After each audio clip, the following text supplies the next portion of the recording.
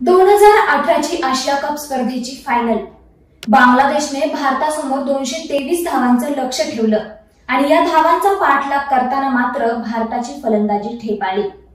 तुम्हाला हा प्रश्न पडला असेल ना की मी आशिया कपची ही आठवण का सांगत आहे? चला तर जाणून घेऊ सविस्तर। नमस्कार, मी श्रुती आणि लेट्सअप मराठीमध्ये आपलं स्वागत। धवन, रोहित, रायडू, धोनी, जाडेजा, कार्तिक यांच्यासारखे दिग्गज खेळाडू भारताचे तंबूत परतले होते। भारताची धावसंख्या होती 7/214। सामना निर्णायक स्थितीत येऊन पोहोचला होता। यावेळी भारत पराभवाच्या छायेत असताना रिटायर्ड हर्ट होऊन तंबूत परतलेला पुणेकर केदार जाधव पुन्हा खेळपट्टीवर उतरला आणि त्याने सामना जिंकून दिला। या वर्षीच्या आशिया कप स्पर्धेमध्ये भारतीय संघामध्ये हाच पुणेकर केदार जाधव नसणार आहे। मात्र भारतीय संघ रोहितच्या नेतृत्वात पुन्हा एकदा आशिया कप जिंकण्यासाठी मैदानात उतरेल। या वर्षीच्या आशिया कप स्पर्धेची सुरुवात 27 ऑगस्ट पासून होत आहे, तर दुसऱ्याच दिवशी म्हणजे रविवारी 28 ऑगस्टला भारताचा पहिला सामना हा कट्टर प्रतिस्पर्धी असलेल्या पाकिस्तान सोबत होणार आहे। त्यामुळे हा सामना पाहण्यासाठी क्रीडा रसिकांची उत्सुकता शिगेला पोहोचली आहे। 2018च्या आशिया कप स्पर्धेमध्ये भारताने बांगलादेशचा पराभव करत 7व्यांदा आशिया कपवर आपलं नाव कोरलं होतं।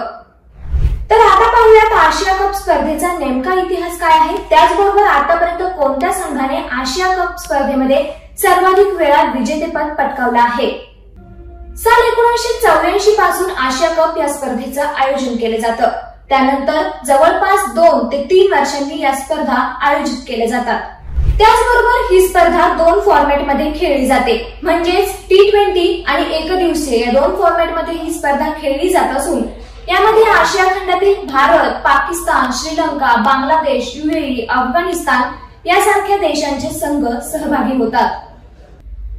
भारतानंतर आशिया कपवर श्रीलंकेचं वर्चस्व आहे।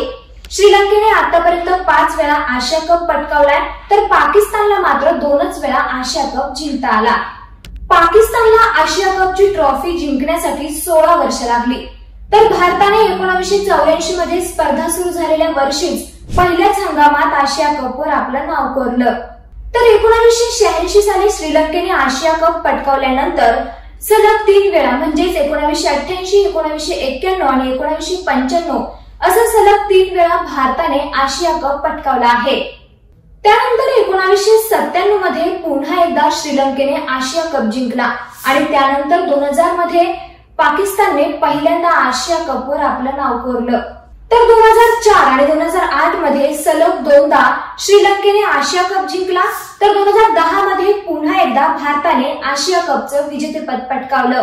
तर 2014 मध्ये श्रीलंकेने पुन्हा एकदा आशिया कप जिंकला आणि त्यानंतर सलग 2 वर्ष म्हणजेच 2016 आणि 2018ला भारताने आशिया कपवर विजय मिळवला होता। गेल्या वर्षीच्या T20 वर्ल्ड कप मध्ये पाकिस्तानने मात्र भारताचा पराभव केला होता आणि याच पराभवाची परतफेड करण्यासाठी भारतीय टीम रविवारी मैदानात उतरणार आहे। त्यामुळे भारतीय संघाला आशिया कप जिंकण्यासाठी शुभेच्छा देऊयात।